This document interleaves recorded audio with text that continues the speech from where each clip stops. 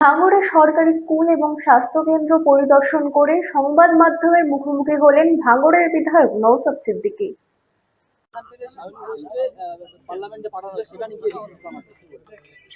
দেখো, রিলস বানিয়েছে, কতটা অপরাধ করেছে সেই বিতর্কে আমি জড়াবো না। এটা দেখেছে আপনার এনডিএ তে যুক্ত হয়ে গেছে, মানে বিজেপি হয়ে গেল, বিজেপিকে সমর্থন দিল, সেটা নিয়ে চর্চা করুন।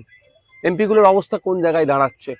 ইউসুফ পাঠান ভাঙড়ে এসে কি বলেছিল, পাঠান কা বাচ্চা কি কাকে ভয় না খাই না, কি বলে এসব কথা বলে ডায়লগ বাজি করে গেছিল না চন্ডিহাটে।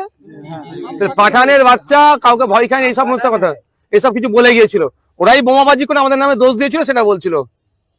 বোমা তো দূরের কথা, সরকার হেরেছে মোদির ভয়ে, মোদির বি টিমে আবার নাম লিখিয়ে দিল।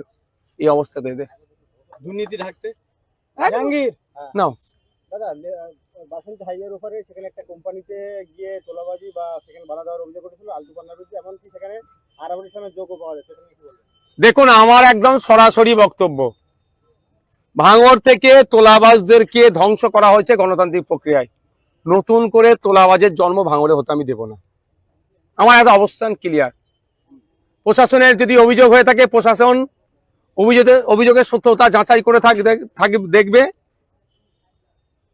যদি যাদের নামে অভিযোগ করেছে, যদি তারা দায়ী হয়, শাস্তি ভোগ করবে। কিন্তু কিন্তু কিন্তু কিন্তু অনেক ক্ষেত্রে বদনাম করার জন্য মিথ্যা অভিযোগ দায়ের করা হয়। সুতরাং প্রশাসনের কাজ হবে অভিযোগের সত্যতা যাচাই করে অ্যাকশন নেওয়া। একটা কোশ্চেন উঠছে যে আপনার বিরুদ্ধে আপনি যেভাবে অন্য সময় যেভাবে প্রতিবাদ করতেন সরকারের বিরুদ্ধে, কিন্তু এখন আপনি সেভাবে প্রতিবাদ করতে পারছেন, সেই গর্জন সেই আওয়াজটা দেখা যাচ্ছে না। আমার 18তম বিধানসভায় প্রথম অধিবেশনে টোটাল 4200 মিনিট বক্তব্য হয়েছে। সেই 4200 মিনিটের মধ্যে আপনাদের বিধায়ক আমি নওশাদ সিদ্দিকী, ভাঙড়ের বিধায়ক, 133 মিনিট বলেছি।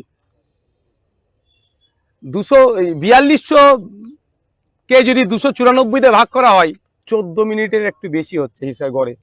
আমি সেখানে বলেছি আপনার 133 মিনিট প্লাস।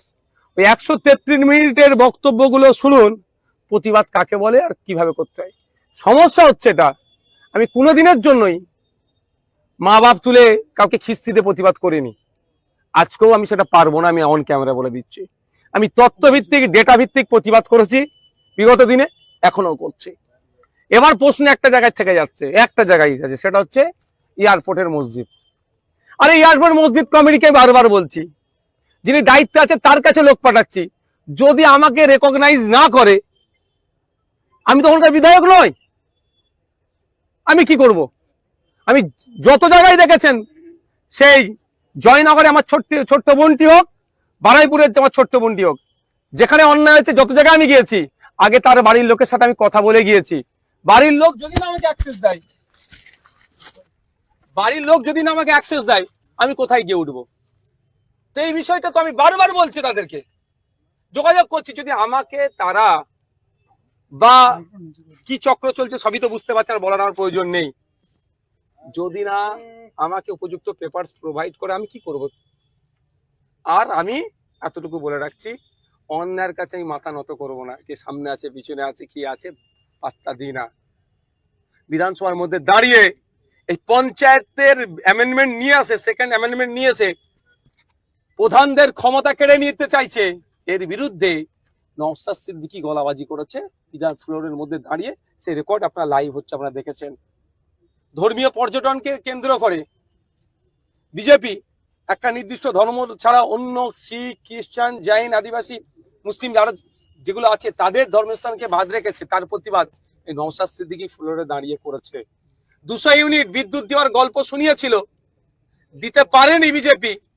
কেন দিতে পারেনি, এর জবাবদিহিটা বিধানসভার মধ্যে দাঁড়িয়ে নওশাদ সিদ্দিকী করেছে। হয়তো অনেকের কাছে নওশাদ সিদ্দিকী কথার সাথে 4টে খারাপ ভাষা বলেনি, হয়তো নাও মনে হচ্ছে তাকে খারাপ লাগছে, কিন্তু আমি কোনো দিনের জন্য খারাপ ভাষায় ব্যবহার করিনি, আগামী দিনেও করবো না। তবে অন্যায় হবে, অন্যায়ের বিরুদ্ধে বলে যাব। আর যারা মনে করছে যে এখন কি বলে গলার স্বর নাকি দমে গেছে, আমি তাদেরকে বলবো, আসুন আপনাকে আমি সাথে নেব, কোন আন্দোলনে নামবেন? চলুন, গাঁটের টাকা খরচ করব, গুন্ডা দমন বিলের বিরুদ্ধে আপনাকে মামলা করতে হবে, দেখবো সে আছে কিনা কি। আমি টাকা দেবো খবর খরচ, ও গাছে উঠবে না রাঙা পাখি নেবেন, সব নওশাদকে করতে হবে, আমি টাকা কোর্টের খরচ দেবো, আসুন। তো যে জ্ঞান দিচ্ছে তার উদ্দেশ্যে বলছি, নওশাদের প্রতিবাদটা পছন্দ হচ্ছে না, এর থেকে আপনি ভালো প্রতিবাদ করতে পারতেন, আসেন। আপনি তো কারো কথাটা আমাকে কনভে করছেন, তাকে বলুন চলো তোমাকে নিয়ে আন্দোলনে নামবে, রাজি আছো। গতকালকে আমি ফুটেজ খেতে যাই না ভাই, দেখবেন আমার পেজে আমি পোস্ট করে নি। গতকালকে নিটের পেপার লিখলে প্রতিবাদ করতে গিয়ে বেলা 2টো থেকে সন্ধ্যে 6:30 পৌনে 7টা অব্দি কোর্টে যারা নেটে 4টে কথা লিখে দেয় তাদের কাউকে খুঁজে পাওয়া যায়নি। জিজ্ঞাসা করবেন যাদেরকে অ্যারেস্ট করেছিল নওশাদ সিদ্দিকীর অবদান কতটা আছে না নাই।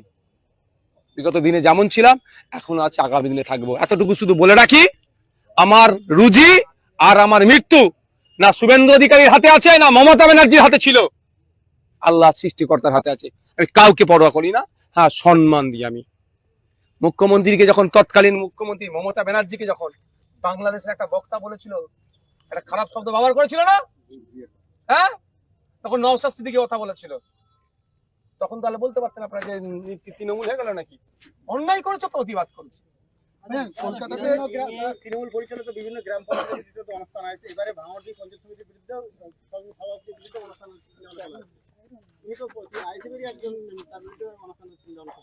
আপনি এত খবর কোথায় রাখছেন, কোথা থেকে পাচ্ছেন?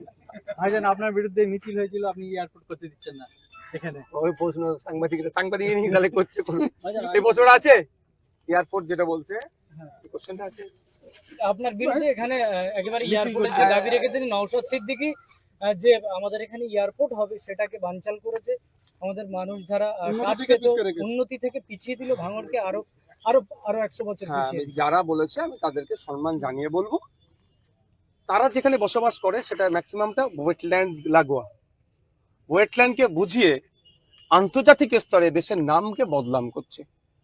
1971 সালে ইরানের রামসারে গিয়ে ভারত সরকার প্রমিস করে এসেছিল যে রামসার সাইটের অন্তর্ভুক্ত যে জলাভূমিগুলো আছে একটা ইট পর্যন্ত গাঁদবো না, যেখানে অঙ্গীকারবদ্ধ করে এসেছিল, কিন্তু এখন সেখানে গেঁথে নিচ্ছে।